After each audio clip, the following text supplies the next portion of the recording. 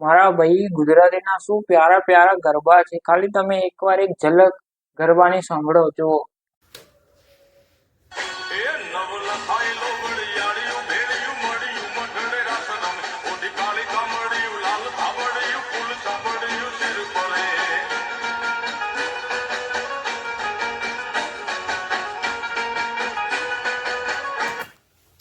અને અડધા ગુજરાતીઓને તો એ પણ ખબર પડી ગઈ હશે કે આ ગરબા કેવા છે અને આની અંદર કેવી રીતે રમાય, કેવી મોજ મંડાય.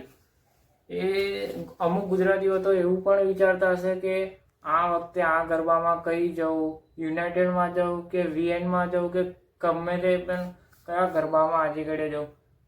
ગરબાની અંદર ખાલી 6 થી 7 મહિના પહેલાં જ લોકો પાસ બુક કરાવવાનું ચાલુ કરી દે છે.